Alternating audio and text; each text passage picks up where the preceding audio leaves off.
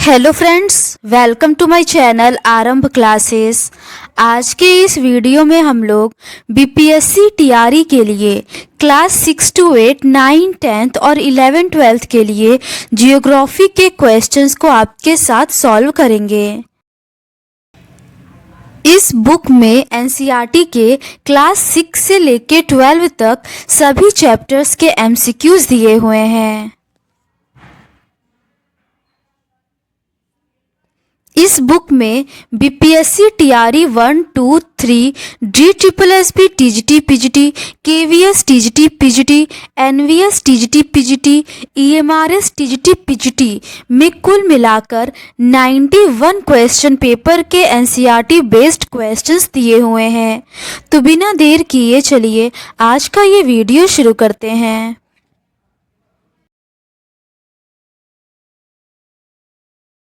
Chapter 15 तक के questions का डिस्कशन हम लोगों ने इस सीरीज़ के प्रीवियस पार्ट में कर लिया है। आज हम लोग उसके आगे के क्वेश्चंस का डिस्कशन आपके साथ करेंगे। आगे के प्रश्न मानव प्रजातियों से संबंधित है। पहला प्रश्न है, उरांव जनजाति मुख्यतः किस भारतीय राज्य में पाई जाती है? इसका सही आंसर है ऑप्शन ए, झारखंड में। उरांव जनजाति मुख्यतः झारखंड राज्य में पाई जाती है। उरांव एक द्रविड़ जाति समूह है। इनकी मूल भाषा कुरुक है। परंपरागत रूप से उरांव अपने अनुष्ठान और आर्थिक आजीविका के लिए जंगल और खेतों पर निर्भर थे, लेकिन उनमें से कुछ अस्थायी कृषिविद बन गए। अगला प्रश्न है, भारत में सबसे पहले नेग्रिटो आए थे। वे अब निम्नलिखित में से किन स्थानों पर पाए जाते हैं? इसका सही आंसर है ऑप्शन सी, अंडमान द्वीप समूह। भारत में सबसे पहले निग्रिटो आए थे। वे अब भारत के अंडमान द्वीप समूह पर पाए जाते हैं। भारत के नृविज्ञान के पूर्व निदेशक BS गुहा के अनुसार भारत में 6 मुख्य प्रजातियां हैं, जिनमें 9 उपभेद भी हैं। निग्रिटो नाटे कद के होते हैं। इनका बाल छल्लेदार, सिर छोटा, माथा आगे की ओर निकला, भौं की हड्डियां सपाट, ठोड़ी बहुत छोटी, सिर लंबाकार, त्वचा का रंग काला और बाहें लंबी होती हैं। ये लोग अंडमान द्वीप समूह के अलावा कोच्चि और त्रावणकोर की पहाड़ियों में पाए जाते हैं। कादर, पुलायन, विनाद और इरुला इनमें से प्रमुख कबीले हैं। अगला प्रश्न है, लेप्चा लोकगीत देश के किस भाग से संबंधित है? इसका सही आंसर है ऑप्शन सी, उत्तरी दार्जिलिंग। लेप्चा लोकगीत देश के उत्तरी दार्जिलिंग से संबंधित है।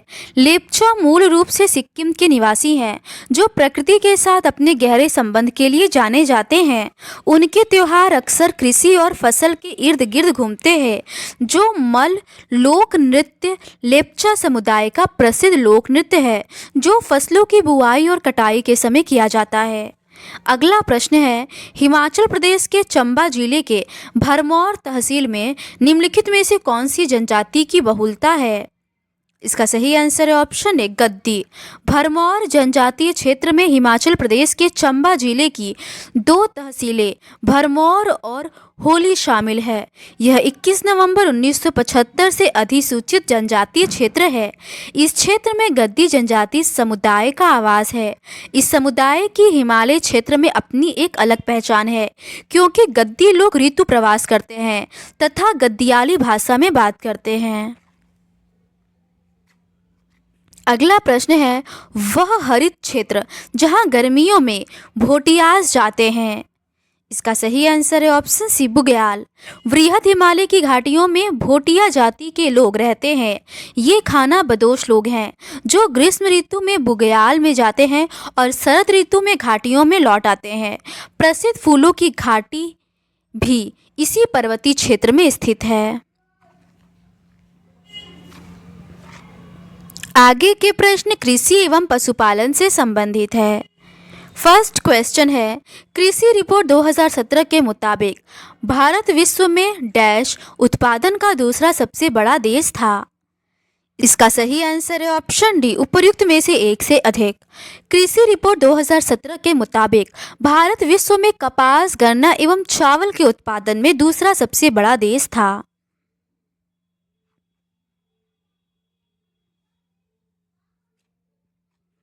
अगला प्रश्न है, भारत का कौन सा राज्य चावल का सबसे बड़ा उत्पादक है?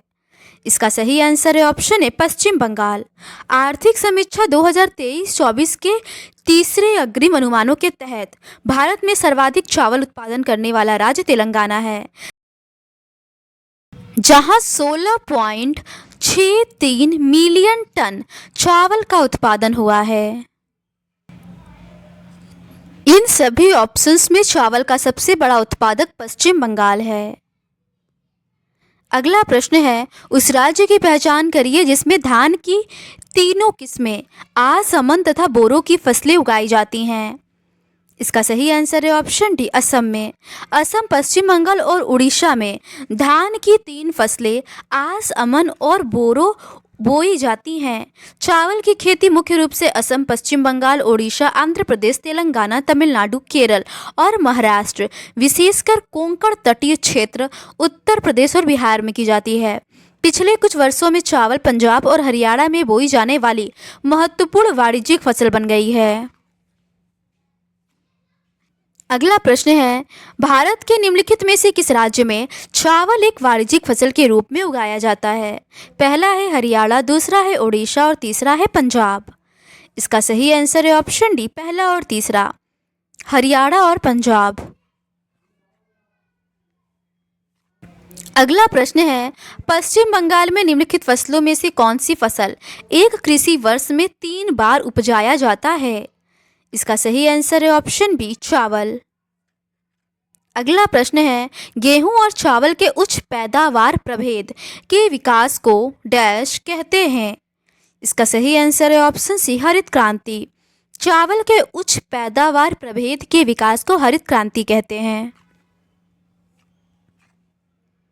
1960 के दशक के मध्य में गेहूं तथा चावल की किस्में जो अधिक उत्पादन देने वाली नई किस्में थी, कृषि के लिए उपलब्ध हुई। भारत ने इसका लाभ उठाया और पैकेज प्रौद्योगिकी के रूप में पंजाब, हरियाणा, पश्चिमी उत्तर प्रदेश, आंध्र प्रदेश और गुजरात के सिंचाई सुविधा वाले क्षेत्रों में रासायनिक खाद के साथ इन उच्च उत्पादकता की किस्में को अपनाया। नई कृषि प्रौद्योगिकी की सफलता हेतु सिंचाई से निश्चित जल आपूर्ति पूर्व अपेक्षित थी। कृषि विकास की इस नीति से खाद्यान्नों के उत्पादन में अभूतपूर्व वृद्धि हरित क्रांति के नाम से जानी जाती है।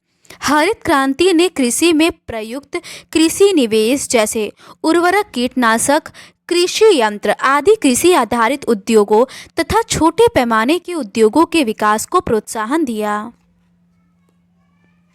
अगला प्रश्न है, भारत में गेहूं का सबसे बड़ा उत्पादक राज्य जनवरी 2024 में कौन सा था? इसका सही आंसर है ऑप्शन बी, उत्तर प्रदेश।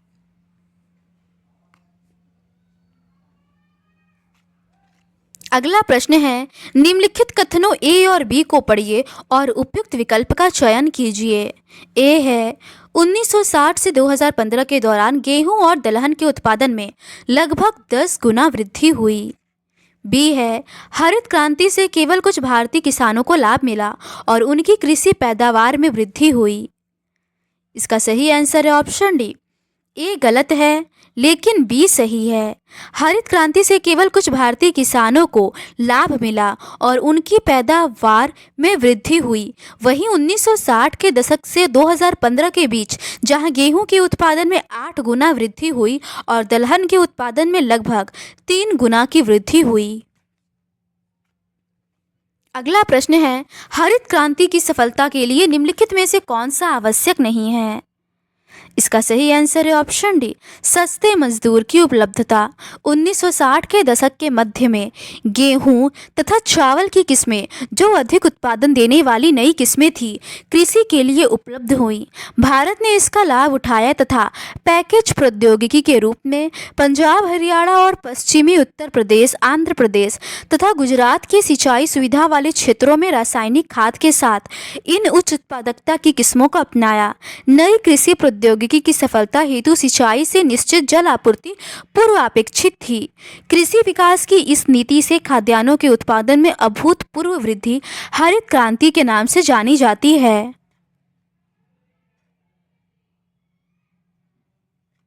अगला प्रश्न है, भारत के उत्तरी मैदानी इलाकों में बंगाल से लेकर उत्तर प्रदेश तक चावल मुख्य फसल है, जबकि पश्चिमी उत्तर प्रदेश, हरियाणा और पंजाब में गेहूं मुख्य उपज है। ऐसा इसलिए है क्योंकि इसका सही आंसर है ऑप्शन बी, शीतकाल में पश्चिमी क्षेत्र ठंडा रहता है। चावल उष्णकटिबंधीय फसल है जिसके लिए 25 डिग्री सेल्सियस औसत तापमान एवं 150 सेंटीमीटर की वार्षिक वर्षा तथा गहरी उपजाऊ चीका या दोमट मृदा की आवश्यकता होती है। इसके अलावा चावल की कृषि के लिए सस्ते एवं प्रचुर मात्रा में श्रमिक की आवश्यकता होती है। ये सभी दशाएं बंगाल से लेकर उत्तर प्रदेश तक पाई जाती है, जिसके कारण यहाँ चावल मुख्य फसल है।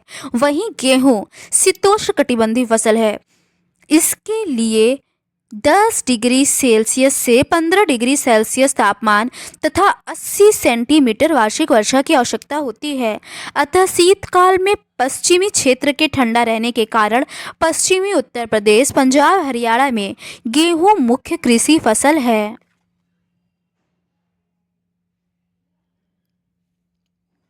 अगला प्रश्न है, निम्नलिखित क्षेत्रों में से कौन सा कॉफी उत्पादन के लिए जाना जाता है? इसका सही आंसर है ऑप्शन बी, नीलगिरी। काफी एक उष्णकटिबंधीय रोपड़ फसल है। इसके बीजों को भूनकर पीसा जाता है तथा यह एक पेय के रूप में प्रयोग किया जाता है। कॉफी की 3 किस्में हैं, अरेबिका, रोबस्टा व लिबेरिका। भारत अधिकतर उत्तम किस्म की अरेबिका कॉफ़ी का उत्पादन करता है। भारत में विश्व का केवल 3.7% कॉफ़ी का उत्पादन होता है, जो विश्व में 8वें स्थान पर है। कर्नाटक, केरल व तमिलनाडु में पश्चिम घाट की उच्च भूमि पर इसकी कृषि की जाती है। देश के समस्त कॉफ़ी उत्पादन का 2/3 से अधिक भाग अकेले कर्नाटक राज्य से आता है। अगला प्रश्न है, निम्नलिखित में से किन पहाड़ियों में कॉफ़ी की अरेबिका किस्म को आरंभिक तौर पर शुरू किया गया था? इसका सही आंसर है ऑप्शन ए, बाबा बुदन की पहाड़ियाँ। कहवा का पौधा अभिसिनिया का मूल पौधा है, जिसके बीज बाबा बुदन साहब द्वारा 17वीं सदी में लाए गए और इसे बाबा बुदन पहाड़ियों में लगाया गया। बाद में अंग्रेजों द्वारा 1826 में चिकमंगलूर तथा इसके बाद बेनाड एवं शिवराय और नीलगिरी में इसकी व्यावसायिक कृषि की शुरुआत की। 3 किस्में अरेबिका, रोबस्टा व लिबेरिका है। भारत अधिकतर उत्तम किस्म की अरेबिका कॉफ़ी का उत्पादन करता है। कर्नाटक, केरल व तमिलनाडु में पश्चिमी घाट के उच्च भूमि पर इसकी कृषि की जाती है। अगला प्रश्न है, भारत में आरंभ में अरेबिका कॉफ़ी की खेती निम्नलिखित में से किस स्थान पर की गई थी? इसका सही आंसर है ऑप्शन बी, बाबा बुदन की पहाड़ियों पर। अगला प्रश्न है, बाबा बुदन की पहाड़ियाँ किस फसल के खेती के लिए विख्यात है? इसका सही आंसर है option D, coffee. Baba Budan की पहाड़ियाँ कॉफ़ी फसल की खेती के लिए विख्यात है। भारत में अरेबिका कॉफ़ी पैदा की जाती है, जो आरंभ में यमन से लाई गई थी। इस किस्म की कॉफ़ी की विश्व भर में अधिक मांग है। इसकी कृषि की शुरुआत बाबा बुदन की पहाड़ियों से हुई है। आज भी इसकी खेती नीलगिरी की पहाड़ियों के आसपास कर्नाटक, केरल और तमिलनाडु में की जाती है। अगला प्रश्न है, कॉफ़ी का उत्पादन मुख्य रूप से निम्नलिखित में से भारत के किस भाग में होता है? इसका सही आंसर है ऑप्शन सी, नीलगिरी की पहाड़ियों में। अगला प्रश्न है, गन्ना उत्पादन में भारत विश्व में किस स्थान पर है? इसका सही आंसर है ऑप्शन सी, दूसरे स्थान पर। गन्ना उत्पादन में भारत विश्व में दूसरे स्थान पर है। विश्व में गन्ना उत्पादक शीर्ष प्रमुख 5 देश हैं, ब्राज़ील, भारत, चीन, पाकिस्तान और थाईलैंड।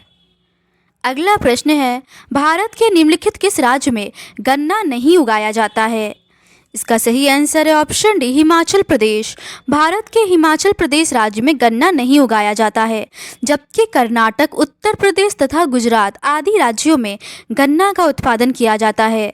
भारत में गन्ना के 3 प्रमुख उत्पादक क्षेत्र हैं: पंजाब से बिहार तक का क्षेत्र, महाराष्ट्र गुजरात से तमिलनाडु तक का काली मृदा का क्षेत्र और तटीय आंध्र प्रदेश और कृष्णा नदी घाटी के क्षेत्र। गन्ना एक उष्णकटिबंधीय पौधा है तथा इसके लिए 21 डिग्री सेल्सियस से 27 डिग्री सेल्सियस तापमान उपयुक्त माना जाता है। भारत में इसकी कृषि वृहद मैदान की दोमट एवं मटियार दोमट तथा प्रायद्वीप की काली और भूरी मृदा में की जाती है। गन्ना की कृषि के लिए अधिक उर्वरकों एवं अधिक श्रमिकों की आवश्यकता होती है। अगला प्रश्न है, गन्ने के विकास के लिए उपयुक्त तापमान की सीमा कितनी होनी चाहिए? इसका सही आंसर है ऑप्शन ए, 21 डिग्री से 27 डिग्री। गन्ना एक उष्ण और उपोष्णकटिबंधीय फसल है। यह फसल 21 डिग्री सेल्सियस से 27 डिग्री सेल्सियस तापमान और 75 सेंटीमीटर से 100 सेंटीमीटर वार्षिक वर्षा वाली उष्ण एवं आर्द्र जलवायु में बोई जाती है। कम वर्षा वाले प्रदेशों में सिंचाई की आवश्यकता होती है। इसे अनेक मिट्टियों में उगाया जा सकता है तथा इसके लिए बुआई से लेकर कटाई तक काफ़ी शारीरिक श्रम की आवश्यकता होती है। यह चीनी, गुड़, खांड सारी और सीरा बनाने में काम आता है। अगला प्रश्न है, गन्ने की खेती के लिए निम्नलिखित में से कौन सी भौगोलिक परिस्थितियों की आवश्यकता होती है? पहला है, यह उष्णकटिबंधीय क्षेत्रों में सबसे अच्छा उगता है। दूसरा है, मिट्टी अच्छी तरह से शुष्क होनी चाहिए।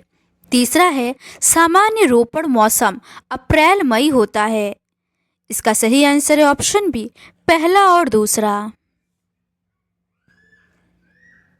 गन्ना मूल रूप से भारत का देशज पौधा है जिसकी कृषि एक प्रमुख नकदी फसल के रूप में की जाती है। गन्ना एक उष्णकटिबंधीय पौधा है जो बेंत कुल से संबंधित है। इसके लिए 21 डिग्री सेल्सियस से 27 डिग्री सेल्सियस से तापमान तथा लगभग 75 सेंटीमीटर से 100 सेंटीमीटर की वार्षिक वर्षा उपयुक्त माना जाता है। इसके लिए गहरी उर्वर दोमट मिट्टी अच्छी मानी जाती है जो न तो अधिक अम्लीय हो न तो अधिक क्षारीय और अच्छी तरह शुष्क भी हो। यह पूरे वर्ष की फसल है। इसकी बुआई जनवरी से अप्रैल और कटाई अक्टूबर नवंबर से अप्रैल तक होता है। अगला प्रश्न है, FAO के कृषि आंकड़ों के अनुसार निम्नलिखित किन फसलों में वर्ष 2018 में विश्व उत्पादन में भारत प्रथम क्रम पर था? पहला है चावल, दूसरा है गेहूं, तीसरा है जूट और चौथा है गन्ना। सही विकल्प चुनें। इसका सही आंसर है ऑप्शन सी, केवल सी, जूट। अगला प्रश्न है, जूट की फसल किस मृदा में अच्छी उगती है? इसका सही आंसर है ऑप्शन सी, जलोढ़ मृदा में। जूट एक उष्णकटिबंधीय पौधा है। इसकी फसल हेतु जलोढ़ मृदा या हल्की बलुई या चिकनी दोमट मिट्टी की आवश्यकता होती है। इसके लिए 24 डिग्री सेल्सियस से 35 डिग्री सेल्सियस का तापक्रम, 125 सेंटीमीटर से 200 सेंटीमीटर की वार्षिक वर्षा, 90% अपेक्षित आर्द्रता की आवश्यकता होती है। जूट की फसल पश्चिम बंगाल में बहुतायत में उगाई जाती है। इसके अलावा बिहार, असम, उड़ीसा, मेघालय तथा उत्तर प्रदेश आदि राज्यों में उगाई जाती है। जूट एक व्यापारिक फसल है जिसका उपयोग मोटे वस्त्र, थैला, बोरे व अन्य सजावटी सामान बनाने में किया जाता है। विभाजन के दौरान देश का विशाल जूट उत्पादक क्षेत्र पूर्वी पाकिस्तान या वर्तमान के बांग्लादेश में चला गया। अगला प्रश्न है, निम्नलिखित में से कौन सी फसल पश्चिम बंगाल में बहुतायत में उगाई जाती है? इसका सही आंसर है ऑप्शन डी, जूट। अगला प्रश्न है, निम्नलिखित में से कौन से प्रमुख कपास उत्पादक राज्य हैं? इसका सही आंसर है ऑप्शन ई, उपयुक्त में से कोई नहीं। भारत के 3 शीर्ष कपास उत्पादक राज्य गुजरात, महाराष्ट्र और तेलंगाना हैं। अगला प्रश्न है, भारत के निम्नलिखित में से कौन सी रेशे वाली फसल काली मिट्टी पर उगाई जाती है? इसका सही आंसर है ऑप्शन डी, कपास। भारत की काली मिट्टी पर उगाई जाने वाली प्रमुख रेशे वाली फसल कपास है। कपास एक उष्णकटिबंधीय फसल है जो देश के अर्ध शुष्क भागों में खरीफ ऋतु में बोई जाती है। भारत छोटे रेशे वाली व लंबे रेशे वाली दोनों प्रकार की कपास का उत्पादन करता है। अमेरिकन कपास को देश के पश्चिम भाग में नरमा कहा जाता है। कपास के 3 मुख्य उत्पादक क्षेत्र हैं। इसमें उत्तर पश्चिम भारत में पंजाब, हरियाणा और उत्तरी राजस्थान, पश्चिम में गुजरात एवं महाराष्ट्र तथा दक्षिण में तेलंगाना, कर्नाटक व तमिलनाडु के पठारी भाग सम्मिलित हैं। अगला प्रश्न है, महाराष्ट्र में उगाई जाने वाली लंबे रेशे वाले कपास को निम्नलिखित में से किसके द्वारा जाना जाता है? इसका सही आंसर है ऑप्शन बी, नरमा। अगला प्रश्न है, किन राज्यों को सामूहिक रूप से भारत की कपास की टोकरी के रूप में जाना जाता है? इसका सही आंसर है ऑप्शन सी, महाराष्ट्र, गुजरात, आंध्र प्रदेश और तेलंगाना। महाराष्ट्र, गुजरात, आंध्र प्रदेश और तेलंगाना राज्यों को सामूहिक रूप से भारत की कपास की टोकरी के रूप में जाना जाता है। कपास एक उष्ण एवं उपोष्ण जलवायु का पौधा है। इसके लिए 21 डिग्री सेल्सियस से 30 डिग्री सेल्सियस के बीच औसत तापमान, 50 से 75 सेंटीमीटर की वर्षा तथा गहरी काली एवं दोमट मिट्टी उपयुक्त होती है। देश में कपास उत्पादन के प्रमुख क्षेत्र गुजरात, सौराष्ट्र, दक्कन पठार की काली मिट्टी क्षेत्र, पश्चिमी आंध्र प्रदेश एवं पंजाब, हरियाणा, पश्चिमी उत्तर प्रदेश हैं। कपास के 3 शीर्ष उत्पादक राज्य गुजरात, महाराष्ट्र और तेलंगाना हैं। अगला प्रश्न है, इन बयानों पर गौर करें, साथ ही सही रूप को चुनिए। पहला है, कपास उष्णवलय की फसल है जो खरीफ मौसम में देश के अर्ध शुष्क प्रदेशों में इसका पैदावार होता है। दूसरा है, भारत लघु प्रधान कपास तथा दीर्घ प्रधान कपास दोनों का पैदावार करता है। इसका सही आंसर है ऑप्शन सी, ए और बी दोनों ही सही है। कपास एक उष्णकटिबंधीय फसल है जो देश के अर्ध शुष्क भागों में खरीफ ऋतु में बोई जाती है।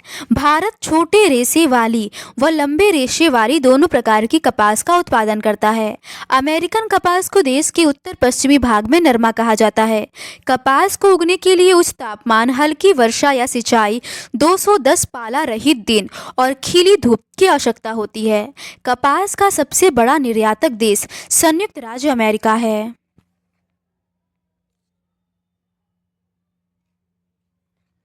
तो आज के इस वीडियो में बस इतना ही। तिलहनी फसलों से संबंधित प्रश्नों का डिस्कशन हम लोग इस सीरीज़ के नेक्स्ट पार्ट में करेंगे। अगर आपको ये सीरीज़ पसंद आती है तो please do subscribe to my channel and like this video. Thank you.